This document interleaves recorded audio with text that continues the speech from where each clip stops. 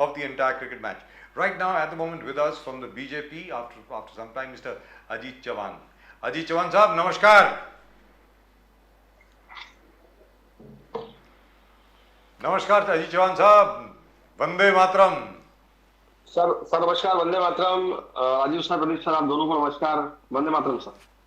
जय हिंद, जय महाराष्ट्र, जय भवानी, जय शिवाजी.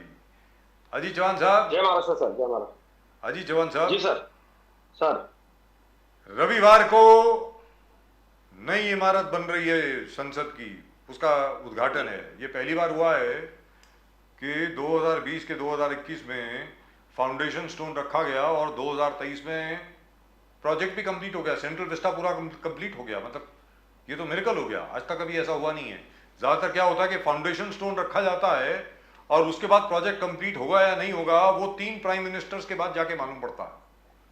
तो कहीं ऐसी ये वजह तो नहीं है कि आज की तारीख में प्रेसिडेंट द्रौपदी मुर्मू का बहाना बना करके या उनका नाम लेकर के जान करके भारतीय जनता पार्टी के ऊपर दबाव डालने के लिए बहिष्कार किया जा रहा है उद्घाटन का. अजीत चौहान साहब. सर मैं बड़ा व्यथित हूँ और मैं दुखी हूँ कि जिस तरीके से इस देश के ओपोजिशन पार्टी के लोग गैर जिम्मेदाराना तरीके से बर्ताव कर रहे हैं और ये देश की जनता देख रही है. सबसे पहले तो मैं विनम्रता पूर्वक अभिनंदन करूंगा हमारे नेता आदरणीय नरेंद्र मोदी जी का कि मोदी जी ने करके दिखाया. और ये मोदी जी की खासियत है, आपने देखा है कि वो करके दिखाते. जब कोरोना के काल में भी हमारे श्रमजीवी बंधु भगिनी, उनको मैं सादर नमन करूंगा कि इन श्रमजीवियों की लगातार मेहनत से हमारे देश का गौरव, ये नई बुलंद इमारत जहां से दुनिया की सबसे बड़ी लोकशाही माननीय नरेंद्र मोदी जी के नेतृत्व में एक बहुत ही सक्षम कदम रखने जा रही है. सर लोग सुप्रीम कोर्ट तक चले गए थे इस काम को रोकने के लिए. आप ये मोडस ऑपरेंडी देखिए, ये क्या है. ये गुलाम नबी आजाद जी ने एक पत्र लिखा था उस समय और उन्होंने कहा था कि हमें बिल्कुल जल्दी से जल्दी हमें एक नए भवन की जरूरत है और हम अगर ये नहीं कर पाए तो काफी मुश्किल हो जाएगा. मुझे ये लगता है कि जिस तरीके से देश के ऑपोजिशन पार्टी के लोगों ने इस पूरे संसद भवन के उद्घाटन के समारोह पर बहिष्कार का ये जो नाटक रचा है, सर ये इनका सही चेहरा देश के सामने लाने के लिए काफी है. लेकिन अजीत चौहान साहब, ये कि भारत को एक मतलब संसद की एक नई इमारत की आवश्यकता है और बिल्कुल आपातकालीन स्थिति में आवश्यकता है. ये सबसे पहले तो 92-93 में पीवी नरसिम्हा राव साहब ने कहा था. पता नहीं आपको याद होगा कि नहीं. ये पार्लियामेंट में उनकी स्टेटमेंट है that we need a new building. क्योंकि उस वक्त लोगों को ऑफिसेज नहीं मिल रहे थे, लोगों को बैठने की जगह नहीं थी, बाहर सेक्रेटेरिएट नहीं थे, हालत खराब हो गई थी. So we needed a new building. ये तो नरसिम्हा राव जी का सजेशन था. बहुत मतलब 93 की बात है ये तो. अजीत चौहान साहब. सर इसीलिए तो लोगों ने मोदी जी को चुन के दिया है. इनसे होगा नहीं, ये लोगों को पता है. इसलिए विश्व गौरव माननीय नरेंद्र मोदी जी को लोगों ने चुन के दिया है. लोगों को मालूम है मोदी है तो मुमकिन है और मोदी जी ये सारी चीजें करेंगे. सर थोड़ा सा हिस्ट्री में जाते हैं, इतिहास में जाते हैं जी. रायसीना हिल्स पर ब्रिटिशर्स के द्वारा कई कंस्ट्रक्शन किए गए जो हमारे देश का उन्होंने वो बनाए थे किसी और हेतु से. उनको लगा था कि कई साल हम इस देश पे और राज करने वाले हैं, पर हमारे देश की स्वतंत्रता से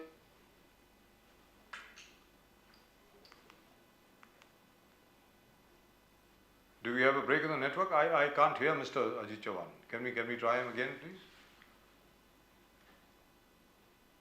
I think we seem to have lost Mr. Chavan. I think he was talking about the construction on Raisina Hill. Do remember, the Rashtrapati Bhavan is built on Raisina Hill. There used to be the Raisina village over there, and that's where the new city of New Delhi came up. This is the 7th city of Delhi, by the way. इसके पहले 6 और दिल्ली के शहर बन चुके हैं और इस शहर को डिज़ाइन किया गया सर एडविन लटिन्स और हर्बर्ट बेकर ने, और यहाँ पर राष्ट्रपति भवन भी है, अब आपके आपका पार्लियामेंट हाउस भी है, और अलग अलग वहाँ पर बिल्डिंग्स भी हैं जिसको पूरा सेंट्रल विस्टा कहा जाता है। और मोदी जी के नेतृत्व में पूरे सेंट्रल विस्टा को, प्रदीप जी, पूरे के पूरे सेंट्रल विस्टा को रीडिज़ाइन करके बहुत अच्छे खूबसूरत तरीके से दोबारा बनाया गया। जी अजीत चौहान साहब, सर आप रायसीना हिल की बात कर रहे थे जी। सर इस इमारत में एसी, इलेक्ट्रिक फिटिंग की कोई गुंजाइश ही नहीं थी जो हमने की। और मैं इस बात की तरफ पूरे देश की जनता का आपके माध्यम से ध्यान आकर्षित करना चाहूंगा कि हमारे संसद में सर बैठने के लिए जगह नहीं थी, इसलिए हमारी जितनी आबादी है कुल आबादी के हिसाब से हमारा प्रतिनिधित्व इस संसद में, सभागृह में नहीं हो रहा था सर जी। कितना कितना कितना वेदनादायी है सर, जिन लोगों ने 70 साल इस देश पर राज किया वो एक अच्छी इमारत नहीं बना पाए जहां पर लोगों के प्रतिनिधि चुनकर के जाकर के बैठेंगे और देश चलाएंगे। ये लोग क्या, किस चीज का विरोध कर रहे हैं? मतलब आप लोग समय रहते ये सारे निर्माण कार्य नहीं कर पाए, इसलिए हमें लोकसभा के नए जो मतदार संघों की पुनर्रचना करनी थी वो हम नहीं कर पाए। कितना बड़ा इन लोगों का ये नैतिक और राजनीतिक पराभव है। क्या इन लोगों को इस तरीके का विरोध करने का कोई हक भी है सर?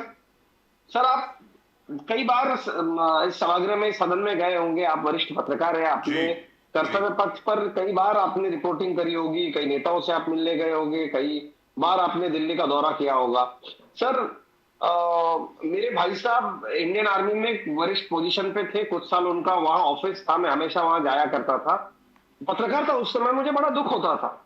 आपने राजपथ के नामकरण का, कर्तव्य पथ मोदी जी ने राजपथ का किया, उस पर भी आपको आपत्ति है। वहां पर देश गौरव सुभाष चंद्र बोस जी का नया स्टैचू, नया पुतले का अनावरण किया गया। ये लोग कह रहे हैं कि हमारी पुरानी संस्कृति है, परंपरा है, हमारे वहां कुछ चीजें वो सब इतिहास बदलने का काम मोदी जी कर रहे हैं। भैया मोदी जी इतिहास बदलने का काम नहीं कर रहे, मोदी जी सही इतिहास लोगों के सामने लाने का काम कर रहे हैं। कांग्रेस के लोगों ने सुभाष बाबू का इतिहास दबाया। और सर ये काम आप, मैं महाराष्ट्र से ही, हमारे कई ऐसे लोग हैं कि जिनको नहीं चाहिए था, कई लोग थे सुप्रीम कोर्ट तक चले गए ये लोग कि ये निर्माण कार्य आप बंद कराइए। कितनी ओछी और कितनी गंदी सोच है सर कि देश के लिए मोदी जी कोई खुद के रहने के लिए घर तो नहीं बना रहे, मोदी जी कोई प्राइवेट प्रॉपर्टी तो नहीं बना रहे, ये देश की संपत्ति है। और ये भवन जो है सर, ये पूरे विश्व में भारत का गौरव बढ़ाएगा। मुझे लगता है जिस तरीके से और जिस स्तर पर जाकर के अपोजिशन पार्टी ने इस सब पे, चौहान साहब, इनका Congress is not happy, Congress is not happy at all, because it is one of the record time, यानी एक ही टर्म के अंदर मोदी जी ने 2022 एंड 2023 2.5 साल में पूरा कंस्ट्रक्शन करके लैंडमार्क एक चीज फ्यूचर जनरेशंस को, पॉलिटिशियंस को हैंड ओवर करना एक बहुत बड़ी बात है अपने आप में। कांग्रेस से सेल्फ ग्लोरिफिकेशन है। मोदी जी क्या बिल्डर है, कंस्ट्रक्शन कंपनी है क्या कि 2.5 साल में आप बोल रहे हो कि हम प्रोजेक्ट कंप्लीट कर दिया, तो उस चीज का विरोध है। फिर बीजेपी, आप लोग का कहना है कि अगर किसी ने दलित और आदिवासियों को सम्मान दिया है वो बीजेपी ने दिया। इससे पहले रामनाथ कोविंद जी, उसके बाद Draupadi Murmu ji, the first woman Adivasi, and Congress has been. So, but Congress is not happy with nothing, not with this, not with the construction, not G7, not G20. अभी लेटली उनका कहना है कि ऑस्ट्रेलियन प्राइम मिनिस्टर ने मोदी जी का अपमान किया है ब्रूस स्प्रिंगस्टीन के साथ कंपेयर करने के लिए। तो इस चीज Bruce Springsteen is a singer, he is a musician, एक नाच गाने वाले के साथ कंपेयर कर दिया हमारे प्रधानमंत्री। तो how do you see Chouhan sahab, एक के बाद BJP is doing landmark achievements internationally, nationally, and Congress हर चीज को विरोध करना, कैसे देखते हो आप? मुझे एक मुहावरा हिंदी का याद आ रहा है सर, नाच ना जाने आंगन थे। हर ऐसा काम जिससे विश्व गौरव नरेंद्र मोदी जी ने देश का गौरव बढ़ाया है, कांग्रेस को ये गलत लगता है। और मुझे इस बात का बड़ा दुख है कि राजनीति में आप विरोध जरूर करो, पर किस बात पर विरोध करो? क्या प्रधानमंत्री भारतीय जनता पार्टी के हैं? क्या प्रधानमंत्री हमारे सहयोगी दलों के हैं? नहीं। जब आपके प्रधानमंत्री देश के बाहर जाते हैं तो देश का प्रतिनिधित्व करते हैं। जब वो देश में कोई अच्छा काम करते हैं, जो वो अगर सरकार चला रहे हैं तो वो देश के लोगों की सरकार चला रहे हैं, हम सबकी सरकार चला रहे हैं। विरोध करते हुए विरोध का स्तर गिरा देना, ये मुझे लगता है कांग्रेस की आने वाले दिनों में बहुत बड़ी गलती साबित होगी। और यहाँ इस पर अजीत चीज चौहान को- साहब, वो कांग्रेस तो जी सर। आखिरकार ये ऐसी गलतियां करती रहती है। कांग्रेस के जितने भी लोग हैं उनसे मैं ये बात बार बार ये मैं पूछता हूँ, क्योंकि इसमें दो चीजें हैं। पहले एक चीज सुन लें, उसके बाद अगली पे बाद में बात करेंगे। हमारी जो पुरानी पार्लियामेंट है, अभी तक जो पार्लियामेंट रही है, संडे के बाद नई पार्लियामेंट आ जाएगी, नई पार्लियामेंट बिल्डिंग। जो पुरानी पार्लियामेंट बिल्डिंग है, दैट वाज इनॉग्रेटेड इन 1927, 1927 में, आपको याद होगा। 1927 में पार्लियामेंट बिल्डिंग, जिसको नेशनल असेंबली बिल्डिंग कहा जाता था, कॉन्स्टिट्यूएंट असेंबली बिल्डिंग बाद में बनी 1947 के बाद, तो उसका जो इनविटेशन गया वाइसरॉय साहब की तरफ से गया, हर एक को बुलाया गया। आप याद रखें वक्त कौन सा है, 1927।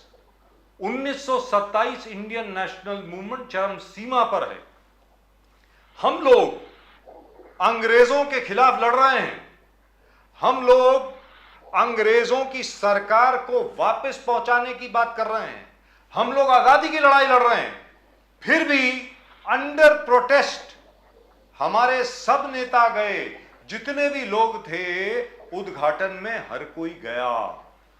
मैं ये जानना चाहता हूं, आज चलिए, आपको अगर आपत्ति है कि महामहिम राष्ट्रपति जो हैं प्रेसिडेंट मुर्मू, उनके द्वारा उद्घाटन नहीं हो रहा, मोदी जी के हाथों उद्घाटन हो रहा है, आपको उसमें बुरा लग रहा है, डेमोक्रेसी है, but you can go under protest. कौन सी बड़ी बात हो गई? अरे भाई आपको अच्छा नहीं लग रहा, but this parliament is for the whole country. ये बीजेपी का पार्लियामेंट तो नहीं है यार। चौहान साहब बताएं। सर यही सवाल जब हम करते हैं तो कांग्रेस के लोग बड़े बौखला जाते हैं, क्योंकि वो जिस चीज का विरोध कर रहे हैं उनको पता है कि ये चीज सही हुई है, बस विरोध के लिए विरोध करना, इतना ये लोग ये काम कर रहे हैं। और कहा सर, जब आदरणीय राष्ट्रपति जी का चयन हुआ, उसके पहले चुनाव था, उस चुनाव में क्या इन लोगों ने एक आदिवासी महिला का सम्मान किया? ये अपने गिरेबान में झांक करके देखे। क्या इलेक्शन का समय ये लोग भूल गए जब आदरणीय मोदी जी ने महामहिम राष्ट्रपति जी की उम्मीदवारी राष्ट्रपति पद के लिए घोषित की? क्या भूमिका थी इन लोगों की? सोनिया गांधी जी ने एक ट्वीट करके उनका अभिनंदन तक नहीं किया। इनके आदरणीय चौधरी महामहिम राष्ट्रपति जी को राष्ट्रपत्नी कहते हैं जी। कांग्रेस की तरफ से उनका कोई निषेध नहीं होता, उनको ये राष्ट्रपति है सब, ये देश का गौरव है, हम सबका सम्मान है। कितनी कितने कितने गिर जाएंगे आप, कितने ओछे हो जाएंगे और आप। और क्या कहते हैं ये लोग? ये कौन पूछ रहा है हमसे? ये वो कांग्रेस पूछ रही है जिसने इमरजेंसी डिक्लेयर करी थी। फखरुद्दीन अली उस समय राष्ट्रपति हुआ करते थे, डॉक्टर इंदिरा गांधी जी, इंदिरा गांधी और संजय गांधी जी ने किस तरीके का बर्ताव किया था? वो इस देश के राष्ट्रपति थे, आप राष्ट्रपति पद के सम्मान की बात कर रहे हैं। और मैं इन लोगों से ये सवाल करना चाहूंगा कि संसद के संकुल में कांग्रेस के काल में जितने भी नए निर्माण हुए उसका उद्घाटन भैया किसने किया था? ये संसद है, यहां पर लोगों द्वारा चुने गए प्रतिनिधि बैठेंगे, तो इसका उद्घाटन भी प्रधानमंत्री के करकमलों द्वारा होना अपने आप में एक गौरव की बात। और अजीत मतलब चौहान साहब और अजीत चौहान साहब, पार्लियामेंट एनेक्सी बिल्डिंग जो है, पार्लियामेंट में जो एडिशन बनी है, पार्लियामेंट एनेक्सी बिल्डिंग बनी क्योंकि ऑफिसेस की कमी थी, इसलिए पार्लियामेंट एनेक्सी बिल्डिंग बनी। उसका उद्घाटन श्रीमती इंदिरा गांधी ने किया, वो प्रधानमंत्री थी 1976 में। उसके बाद जो नई पार्लियामेंट लाइब्रेरी बनी, उसका उद्घाटन प्राइम मिनिस्टर राजीव गांधी जी ने किया, दैट वाज इन 1987।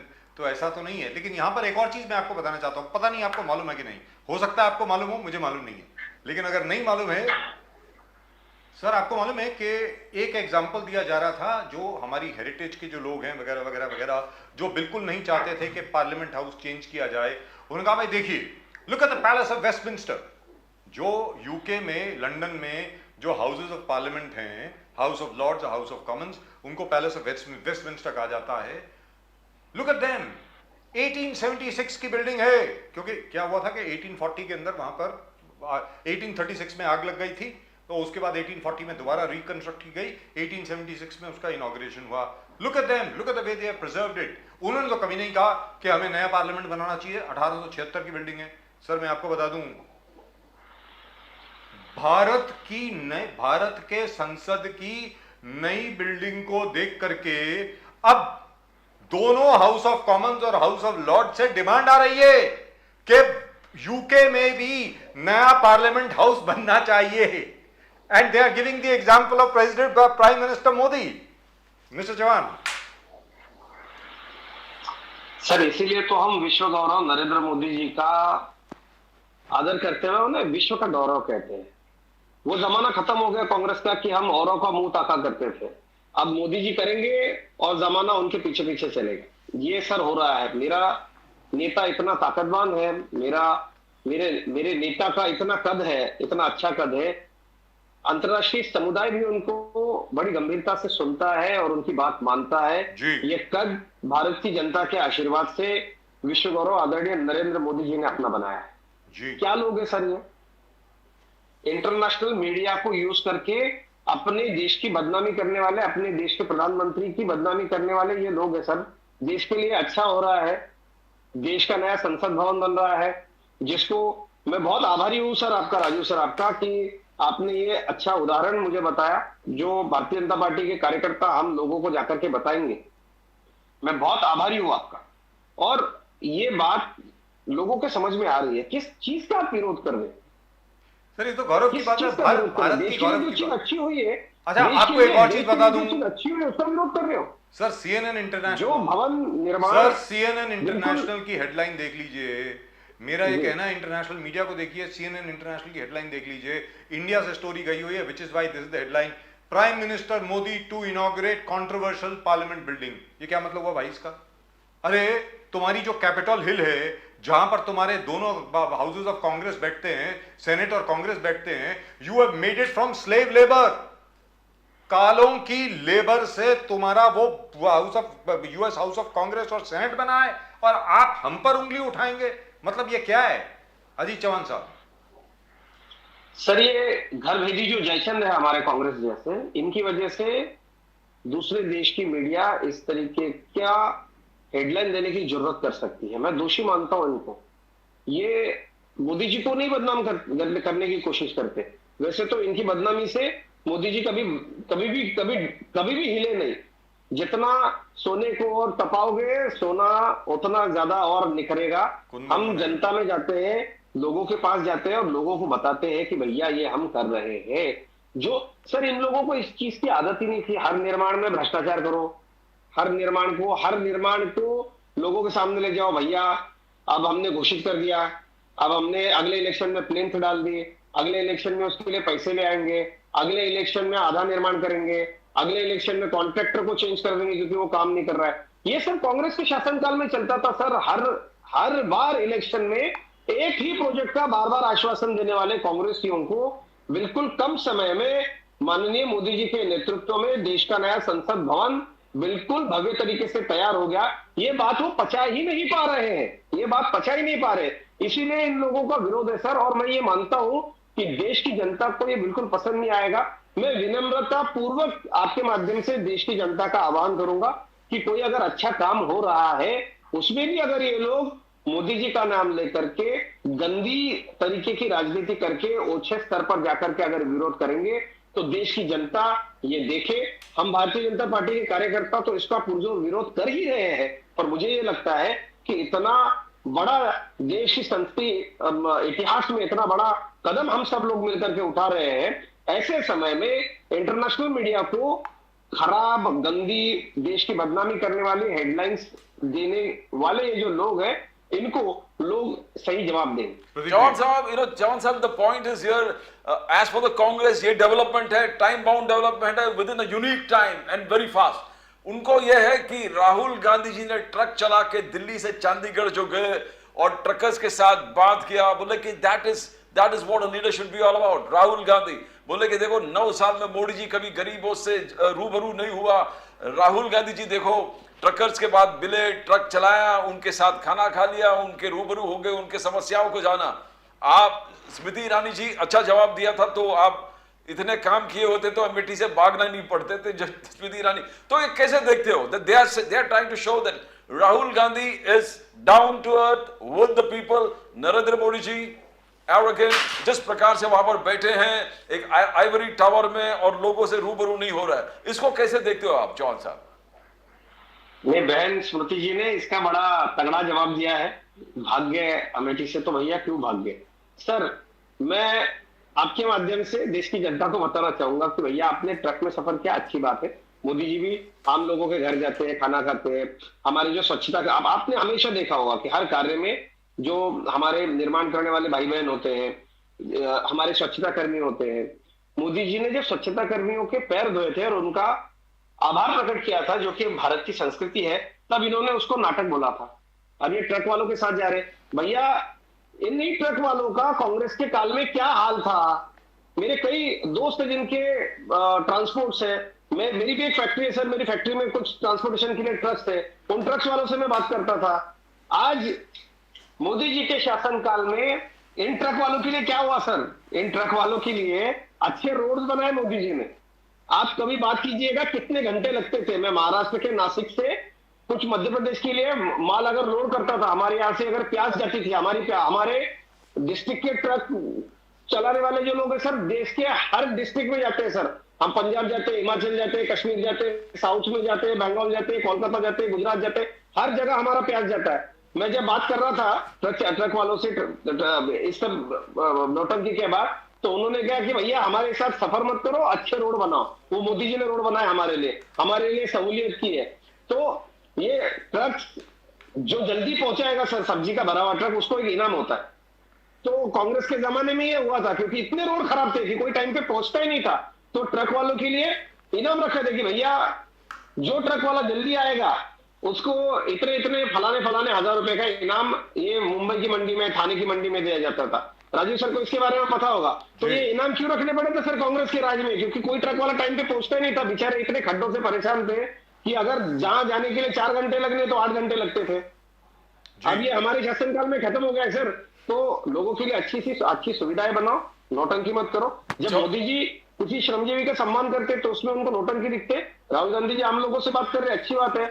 आपको जितना मोदी जी जाते हैं उस तरीके से आप काम करो, मोदी जी से थोड़ा सीखो और लोगों में चौहान साहब, अच्छे वोट मिलेंगे आपको। फडणवीस साहब ने आज अनाउंस किया कि एटलीस्ट एसआरए जो स्लम ड्वेलर्स है उनको हम घर देंगे, 2.5 लाख में सबको घर मिलेगा। और जो कट ऑफ डे थे 2000 से 2011, तो ये एक बहुत बड़ा डेवलपमेंट है। बिकॉज मुंबई जैसे शहर में और नवी मुंबई, ठाणे ऐसे शहर में 60% स्लम्स में रहने वाले लोग हैं। और कट ऑफ डेट के वजह से बहुत लोग तकलीफ में थे कि घर होते हुए भी उनको घर नहीं मिल रहा था। तो ये स्कीम बहुत बड़ा एक लैंडमार्क चीज है। इनफैक्ट विपक्ष ने भी, जितेंद्र आवाड जी ने भी इस चीज को बहुत तारीफ की है, बोले कि it's a move in the right direction. But Congress has its objections, बोले कि अब बीएमसी के चुनाव है, लोकल बॉडीज के चुनाव है, उसके लिए तरह तरह के ये गिमिक्स चालू है फडणवीस जी की तरफ से। और इंफ्रास्ट्रक्चर क्या हमारा इतना तगड़ा है कि हम और भी लोड ले सकेंगे। तो ये गुड वर्क और अगेन ऑपोजिशन जिस प्रकार से दुष्प्रचार करना, कैसे देखते हो आप चौहान साहब? प्रदीप सर, राजीव जी इस बात की पुष्टि करेंगे कि इन कांग्रेस के नेताओं ने अपने नाम से मुंबई में झोपड़पट्टियां बसाई जी। इनके नाम है सर जी, कांग्रेस के नेताओं के नाम है, कामराज नगर, नरगिस दत्त नगर, नाम मत भूलिए जी। बांद्रा का सर नरगिस दत्त नगर जिसकी आप बात कर रहे हैं राजू सर, वो तो किस तरीके से हमारी आंखों के सामने बसाया, किसने बसाया? और पिछले सरकार में और कितनी बार आग लगी और उसके बाद और बड़ा बन गया। तो सर ये कुछ पॉलिटिकल पार्टीज ने, मेरे दोस्त योगेश किले जी एमएनएस की बात कर रहे थे, उनको भी मैंने सुना वो विरोध कर रहे हैं। सर एक बात है, इस विषय को हमें समझना पड़ेगा और ये कोई इलेक्शन गिमिक नहीं है। जब देवेंद्र जी मुख्यमंत्री थे, जब सीएम थे, तभी देवेंद्र जी ने उसका अनाउंस किया था। बीच के समय में 2.5 साल महाराष्ट्र में कुछ हो ही नहीं रहा था महाविकास आघाड़ी की सरकार में। तो ये वाला डिसीजन हमारी सरकार का, मेरे नेता आदरणीय देवेंद्र जी का भी वैसे ही ठंडे बस्ते में था। हमारी सरकार आई, हमारी सरकार आने के बाद देखिए, हम कोई भी चीज जो करते हैं उसमें बिल्कुल भ्रष्टाचार ना हो, इसके बारे में देवेंद्र जी काफी सजग रहते हैं। सर ये कौन लोग विरोध कर रहे हैं कि हमारे टैक्स का पैसा जाएगा, ये होगा, फलाना होगा, ढिमका होगा? अरे भैया, आपके राज्य में सरकारी जमीनों पे आपके ही नगर सेवकों ने, आपके ही मंत्रियों ने, आपके एमएलए ने, आपके ही एमपीज ने खुद की वोटिंग के लिए बांग्लादेशी और रोहिंग्याओं को बाहर से ला के झोपड़ियां बसाई। इसको बायोमेट्रिक करना, झोपू पुनर्वसन प्राधिकरण का निर्माण करना, ये सारी बातें हमारी सरकार थी तब हुई। नहीं तो सर क्या है कि मुंबई एक इंटरनेशनल शहर है, मुंबई, नवी मुंबई, ठाणे, आसपास के शहरों में हम कुछ एक रकम लेने वाले हैं, उनका आइडेंटिफिकेशन करने वाले हैं। और हमारी सरकार आने के बाद तो सर आपने एक चीज देखी होंगी कि जितनी भी सरकारी जमीनें हैं, उन सरकारी जमीनों पे कोई अतिक्रमण ना हो, इसके बारे में बहुत कड़े कदम उठाए जाते हैं। मैं कांग्रेस के गार्डियन मिनिस्टर थे मुंबई के, उनके राज में पिछले 2.5 साल में, ये मैं बड़ा संगीन आरोप कर रहा हूं राजीव सर, आप इसके बारे में संज्ञान लीजिएगा, कि मालवनी के आसपास झोपड़ियां लोगों को ला ला करके बसाई गई वोटिंग के लिए। ये किसने किया? वो लोग इसका विरोध कर रहे हैं। ये जो झोपड़ियां है सर, ये हम क्यों कर रहे हैं? इन सब झोपड़ियों में, पूरी झोपड़पट्टियों में काफी गैर कानूनी काम होते हैं। अब कई लोग विरोध कर रहे हैं कि आप क्यों इनको घर दे रहे हो, बाहर से लोग आते हैं, हमारी इंफ्रास्ट्रक्चर पे लोड आएगा। सर हमें कभी ना कभी इसका एक समय सीमा निर्धारित करके इसको खत्म करना होगा, इसका सर्वेक्षण करना होगा, और इन लोगों को जो सरकारी जमीन पर है जी, मुंबई, जब फ्लाइट से छत्रपति शिवाजी महाराज इंटरनेशनल एयरपोर्ट पर उतरते हैं सर, तो जो ऊपर से मुंबई दिखती है, काफी अच्छा नहीं लगता जी। इसके लिए जिम्मेदार कौन है, ये सवाल मैं सबसे पहले करना चाहूंगा सर। इसके लिए जो लोग जिम्मेदार हैं, उन्होंने अपने गरिबान में झांक करके देखना चाहिए कि हमारी राजधानी को, हमारे शहर को खराब करने के आप दोषी, आप गुनहगार हो। और जब अब हमारी सरकार ये आपकी गलती सुधारने की कोशिश कर रही है, तो आप हम पे लांछन लगा रहे हो, हमारे नेताओं को बोल रहे हो कि आपने इलेक्शन के समय में ये डिसीजन लिया, लोकप्रिय डिसीजन लिया। सर ऐसा नहीं, इनके समय में झोपड़पट्टी पुनर्वसन में, यानी स्लम का डेवलपमेंट करने में जितना भ्रष्टाचार हुआ और कहीं नहीं हुआ है सर। आप मुंबई में रहते हैं, मैं भी मुंबई में रहता हूं, हम देखते हैं कि किस तरीके से इन्होंने भ्रष्टाचार किया, कई साल प्रोजेक्ट्स चले, लेकिन अजीत फिर भी चौहान हम साहब, सरकारी जमीन ये तो सबको मालूम है सर। लेकिन अजीत चौहान साहब, आज की तारीख में जो एमबीए का लॉजिक है, महाविकास आघाड़ी का जो लॉजिक है, मैं मानता हूं, अपने एकनाथ शिंदे जी हों या देवेंद्र फडणवीस जी हों, इनफैक्ट देवेंद्र फडणवीस जी की तो दाद देनी पड़ेगी आज की तारीख में, जिस प्रकार वो काम कर रहे हैं। मतलब कोई मान ही नहीं सकता कि कोई आदमी इतना ज़्यादा काम कर रहा होगा या कर सकता है, which is absolutely fantastic. The kind of work that Mr. Devendra Fadnavis is doing today. One day we'll have a show dedicated entirely to that. That how Mr. Devendra Fadnavis is going from taluka to taluka, to zilla, to village, and how he's ensuring that everybody is getting justice. Now that is fantastic. But जो MBA का logic है sir, Mahavikas Aghadi का जो logic है, वहां पर Congress, NCP और शिवसेना का जो वोट शेयर है वो इतना जबरदस्त है कि उसके साथ मुकाबला करना बीजेपी और शिंदे गुट को जरा मुश्किल पड़ जाएगा। अजीत चौहान साहब,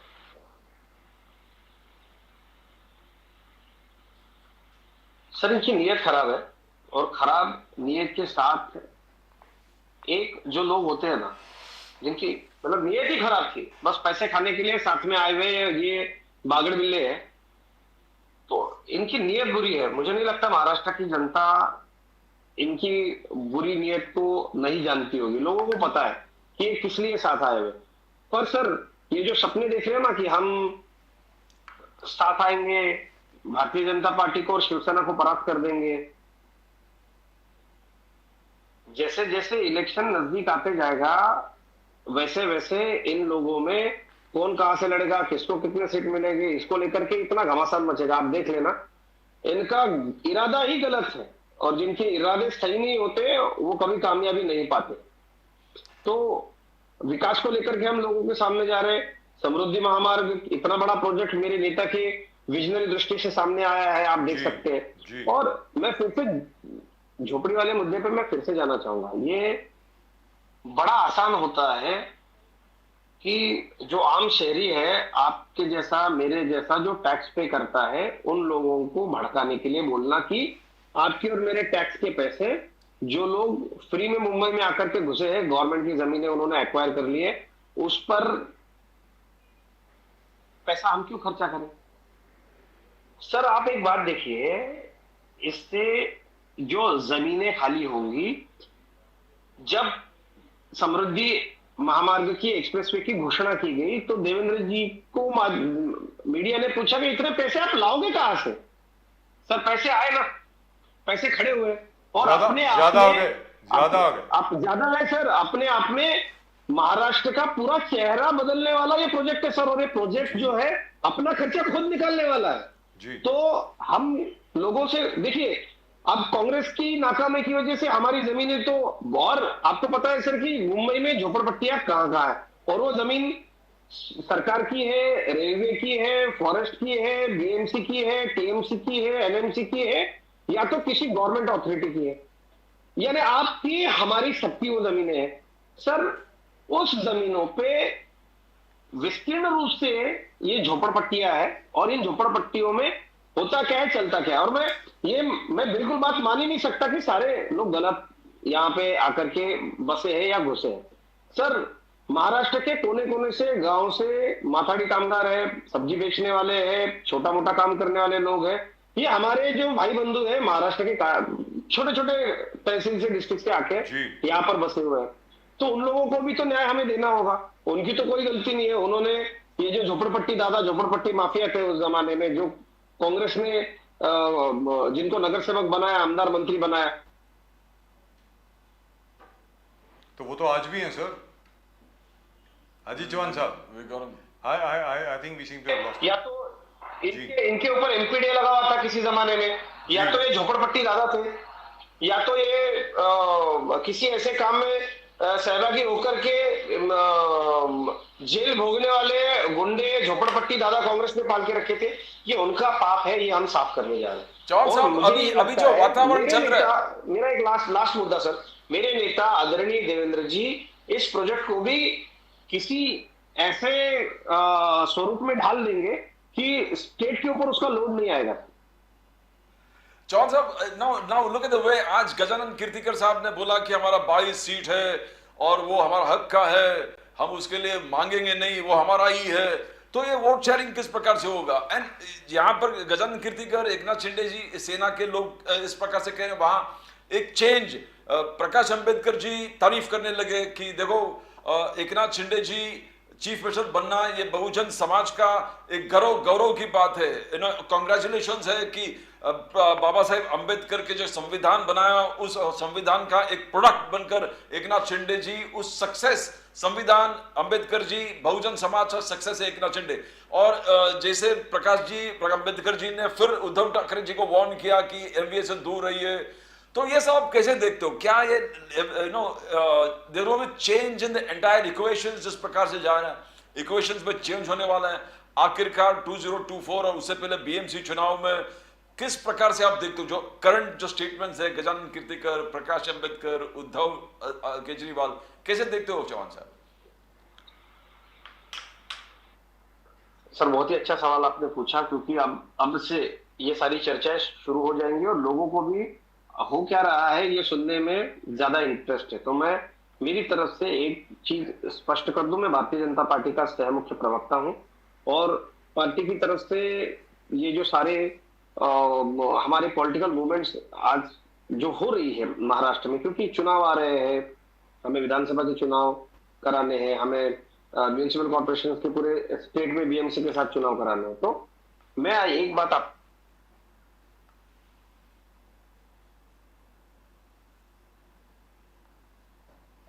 एकनाथ शिंदे जी के बीच में बहुत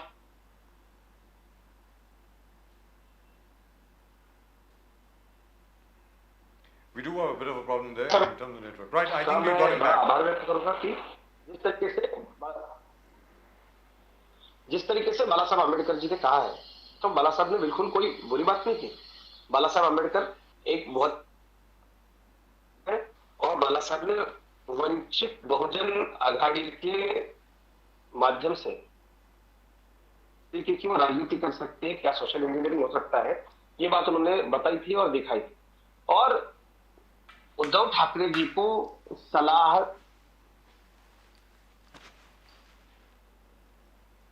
I think we seem to be भैया having a network problem, right? Sir आप मुझे सुन पा रहे हैं? अभी सुन पा रहे हैं सर, बोलिए बोलिए प्लीज। माफ कीजिएगा सर, मैं शिरडी के पास हूँ और यहाँ थोड़ा क्या कवरेज का बात इशू है है। साहब, वंडरफुल वंडरफुल।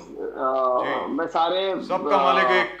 जी। सबका मालिक है। मैं सारे दर्शकों की माफी चाहूंगा और सर मैं आप दोनों की भी माफी चाहूंगा कि मुझे आने में लेट हो गया। हमारे यहाँ केंद्रीय मंत्री रामदास अठावले जी के साथ पत्रकारों का एक सम्मेलन था, हमारे कार्यकर्ताओं का एक सम्मेलन था, तो हम तो सर पत्रकार है, टाइम के पंक्चुअल चले जाते हैं, पर नेताजी को लोग मिलते रहते हैं, थोड़ा आते आते उनको लेट हो जाता है, तो मुझे आज काफी लेट हुआ सर। मैं आप दोनों का इसके लिए क्षमा प्रार्थी हूँ। मेरे मुद्दे पे वापस में आता हूँ। जी जी जी बोले सर, सर, बोले। ये जो पॉलिटिकल सिनेरियो है, ये बदलने की ताकत एक आदमी में है, उसका इन लोगों को ख्याल रखना होगा और वो है मेरे नेता देवेंद्र जी फडणवीस जी। आप देखिए कि महाराष्ट्र के पॉलिटिक्स में अकेला देवेंद्र क्या करेगा बोला था इन्होंने, अकेले देवेंद्र ने सरकार पलट के रख दी आदरणीय एकनाथ शिंदे जी के साथ। और मैं फिर से विरोधकों को ये कहूंगा कि क्या है, हमारे यहाँ देवेंद्र जी एकनाथ जी में और हमारी महाशक्तियों के बीच में बहुत ही अच्छा पॉलिटिकल ट्यूनिंग है सर। ये सारे एमवीए में ना सारे के सारे गब्बर सिंह है सर। रामगढ़ को लूटने आए हुए सारे गब्बर सिंह है और सबका एजेंडा बिल्कुल साफ है और वो महाराष्ट्र की जनता को पता चल चुका है। और दूसरी बात और एक है सर, राजीव सर, कि राजनीति में संजय राउत जैसे बड़बोले जो लोग होते हैं, आप देखिए आपके समकालीन पत्रकार है संजय राउत, बिल्कुल शुरू से आप संजय राउत जी को जानते हैं, जब वो बिगड़े नहीं थे तब से आप उनको जानते हैं। अब तो काफी बिगड़ गए हैं, मैं तो उनको पत्रकार भी नहीं मानता। उनका एक भी अंदाजा कभी सही नहीं आता, एक भी अंदाजा कभी सही नहीं आता, फिर भी मीडिया ने उनको क्यों सर चढ़ा रखा है मैं समझ नहीं पाता। पर इस तरीके का बड़बोलेपन करना, इस आदमी ने बात कर करके उद्धव ठाकरे जी की पूरी वाट लगा दी, उनकी पूरी पार्टी इस आदमी ने खत्म कर दी। जब इसने एनसीपी की तरफ रुख कर लिया तो अजित पवार ने सीधा सुना दिया, भैया हम हमारा देख लेंगे, हमारे बारे में तुम बोलो मत, क्योंकि तुम्हारी बोलने की वजह से तुम्हारे आका का क्या हाल है वो हम देख रहे हैं। आंख छाननी पड़ रही है उनको आज। तो गलत सलाह देने वाले जो लोग हैं सर, उनसे पॉलिटिक्स नहीं चलता है। पॉलिटिक्स करने वाले और स्टेट चलाने वाले, इलेक्शन मैनेजमेंट करने वाले माननीय देवेंद्र जी जैसे और एकनाथ जी जैसे लोग होते हैं। यहाँ पर एक चीज मैं जानना चाह रहा हूँ, बाजी को भी जीतते हैं। जो मैसेज मुझे आ रहा है, जो संदेश मुझे आ रहा है आपकी बातों से, कि मतलब एमवीए भी तितर बितर हो जाएगी और उसके पीछे भी देवेंद्र फडणवीस जी का हाथ होगा, कहने का मतलब ये हुआ। राजीव सर, आप बहुत सीनियर पत्रकार हैं और आप मेरे नेता की ताकत को बहुत ही अच्छी तरीके से जानते हैं। देवेंद्र जी बहुत कम बोलते हैं, पर वो जब बोलते हैं तो वो बात सच होती है। ये हम सब ने इसका अनुभव किया है। और देखिए मैं ये मानता हूं कि नेता विजनरी होना चाहिए, उसको कुछ बनाने की चाह होनी चाहिए, उसको विकास की दृष्टि होनी चाहिए, उसको मतलब रोज सुबह उठ करके किसी को गाली देना पॉलिटिक्स नहीं है सर जी। पॉलिटिक्स ये है कि समृद्धि महामार्ग बनाने के बाद इतने सारे इंफ्रा प्रोजेक्ट्स मुंबई और महाराष्ट्र में हो रहे हैं, मेरे नेता देवेंद्र फडणवीस बड़ी ताकत के साथ एकनाथ शिंदे के साथ मिलकर के सेंट्रल से फंड ला रहे हैं, हम वर्ल्ड में जा रहे हैं, महाराष्ट्र की प्रतिमा को इतना अच्छा हम लोगों के पास रख रहे हैं, हमारे पास इन्वेस्टर्स आ रहे हैं, हमारे स्टेट के लोगों का विकास कराना और उसकी दृष्टि इन दोनों के पास है। और पॉलिटिक्स की बात मैं आपको बिल्कुल अच्छी तरीके से बता दूंगा सर। आप काफी लोगों से मिलते रहते हैं, आप वरिष्ठ पत्रकार हैं, तो आप उबाठा के उद्धव बाला साहब के गुट के जो एमएलए अभी उनके पास बच गए हैं और उनके जो नेता है, उनसे भी आप सर थोड़ा सा बात कीजिए, क्या उतना कॉन्फिडेंस है उनमें? मतलब इतनी बुरी हालत इस पूरे एमवीए में एनसीपी ने, कांग्रेस और शिवसेना उद्धव बाला साहब ठाकरे गुट की कर दी है कि वो लोग कहते हैं कि भैया इससे अच्छा तो हम भारतीय जनता पार्टी के साथ चले जाते, बड़ा अच्छा होता। ये हो क्या रहा है? और सर, जैसे जैसे इलेक्शन नजदीक आएंगे वैसे वैसे देखिए, चार चोर होते हैं, उनका उद्देश्य सही नहीं होता है सर। चोरी करना अच्छी बात नहीं है, पर वो चोरी करते हैं, उनको बहुत बड़ा माल हाथ पे लग जाता है। पर अक्सर जब चोरी के माल का बंटवारा होता है, या तो उसमें झगड़ा होता है, या तो जी। मारामारी होती है, या तो मर्डर होता है, या तो उन्हीं में से एक जिसको कम मिला होता है वो पुलिस को खबर करता है और बाकी के लोगों को अंदर डलवाता है। तो ये जी। एमबीए की कहानी सर ले देखे, इनका कुछ होगा नहीं। हमें विकास करना है, महाराष्ट्र को आगे ले जाना है, और इसके लिए ये दो नेता जो है वो सक्षम नेता है। इसकी महाराष्ट्र की जनता इस बात को बखूबी जानती है। और आपके माध्यम से मैं भी यही कहना चाहूंगा कि आज क्या इवेंट किया था इन लोगों ने, जब आदरणीय बाला साहब अम्बेडकर और उद्धव ठाकरे जी के बीच में टॉक हो रहा है। मतलब ये हर चीज का इतनी अच्छी तरीके से मीडिया मैनेजमेंट कर लेते हैं ना सर। तो अब ये इस बात को भी समझ ले कि जब आपको, और बाला साहब अम्बेडकर जो है, मैं व्यक्तिगत रूप से उनका बहुत आदर करता हूं। वो हमारे महामानव डॉक्टर बाबा साहब अम्बेडकर की वंशज है, इसलिए तो But he's a very wise man. He बड़े अकल वाले हैं. He's a very wise man. He's not a मतलब कोई वैसे ही हवा में कभी नहीं बोलते ज्यादातर. जी. नहीं नहीं, बाला साहब अम्बेडकर ने अपनी ताकत खुद बनाई है सर। दुरुस्त उनको बात। मानने वाले जो लोग हैं, मतलब पूरे हमारे रिपब्लिकन मूवमेंट के अंदर, महाराष्ट्र के अंदर खुद की कमाई हुई ताकत है उनकी। अब दुरुस्त जब बात। वो बोल रहे हैं तो उनका तो सुन लीजिए। आपने संजय राउत का सुन सुनकर खुद की पार्टी बर्बाद करी है। तो ये इलेक्शन में ये जो देवेंद्र जी के इफेक्ट्स है सर, ये इफेक्ट्स धीरे धीरे दिखेंगे। और मैं ये मानता हूं कि देश में जब भी इलेक्शन नजदीक आते हैं तो लोग मोदी जी का चेहरा आंखों के सामने लाते हैं। 2014 के पहले का भारत याद करते हैं, आज का भारत याद करते हैं। और मैं ये मानता हूं कि देश की जनता गलत प्रचार करने वालों के, महाराष्ट्र की जनता तो कम से कम गलत प्रचार करने वालों के साथ नहीं जाएंगी। मेरे नेता विश्वगुरु आदरणीय नरेंद्र मोदी जी जिस तरीके से काम कर रहे हैं, देवेंद्र जी जिस तरीके से महाराष्ट्र में काम कर रहे हैं, उनके पीछे, एकनाथ शिंदे जी के पीछे महाराष्ट्र की जनता जाएगी। एमवीए जैसे ही इलेक्शन पास आएगा, किसको कितने सीट्स मिलेंगे, इसमें ये बागड़ बिल्ले एक दूसरे को नोच नोच कर खा जाएंगे। इलेक्शन को लड़ने के लिए क्या लगता है सर, इसकी आप पत्रकार है, आपको बखूबी जानकारी है, क्या वो सारी ताकत इनके पास है? मिस्टर चौहान साहब ये अगर है तो एनसीपी इस इलेक्शन में इन लोगों को अच्छी तरीके से जीने देगी क्या? ये भी इन लोगों ने अपने खुद के गिरेबान में झांक कर देखने की जरूरत है। हाजी चौहान साहब, it's been a great pleasure talking to you. Thank you so much sir for joining us. और आप अभी शिरडी में हैं, बहुत बहुत धन्यवाद आपका हमारे साथ जुड़ने के लिए। शिरडी से, साईं बाबा की धरती से एक बार फिर आपको वंदे मातरम, जय हिंद, जय महाराष्ट्र, जय भवानी, जय Shivaji. Thank you Rajiv sir, thank you प्रदेश सर, वंदे मातरम, भारत माता की जय, जय हिंद, जय Maharashtra. Thank you sir. Bharat माता की जय. Thank you very much. Well, that was nice. Mr. Ajit Chauhan. Very nice, patient, and proper explanations to everything. Right. And that's just about it for this show. We do have a couple of comments that we can take. Not too many, I hope. Let's take a look before we go. And can we have the comments on, please?